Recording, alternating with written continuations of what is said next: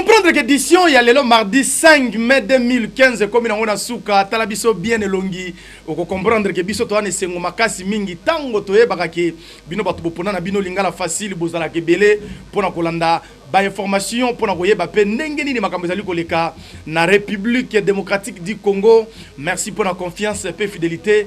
Oyo bino bozo continuer kaka kosala na lingala facile équipe mobimba ezali ko remercier mingi lieutenant Dadi Masevo le roi du fleuve Congo po yepenza azalaka molandi munene ya lingala facile équipe mobimba pe ezo souhaiter lisusu bon anniversaire lelo na balandi minene ya lingala facile lokola Sarah Kitoko Arems Atantu pe lisusu na la Maria Gabati na suka ezo souhaiter bon anniversaire na Nathalie Mumbula Koboy na yebi ke kuna na changu ekoyinda lelo na ndenge ya kusakana te mais soki bosepeli lelo na Panzani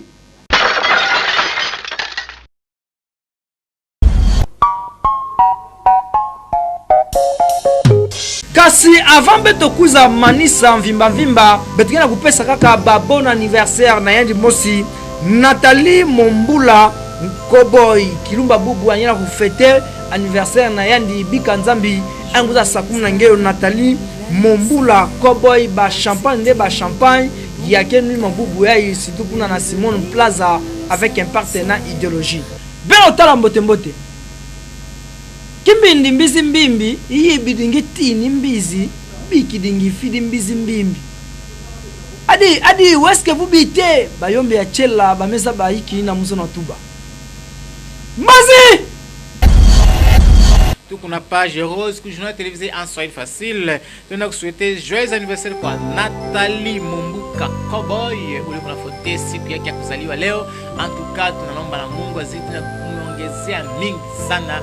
Bonne fête, tunawaza kikisha hapa tunakunya kakopo kidogo. Paka tu vile tunasemaka kama ufate Swahili facile, unafanya erreur moja ya grave kabisa.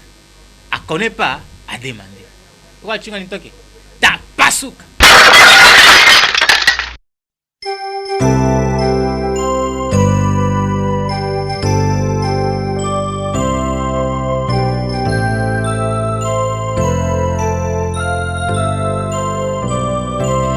Joyeux anniversaire, accepté de bon cœur mes vœux les plus sincères de joyeux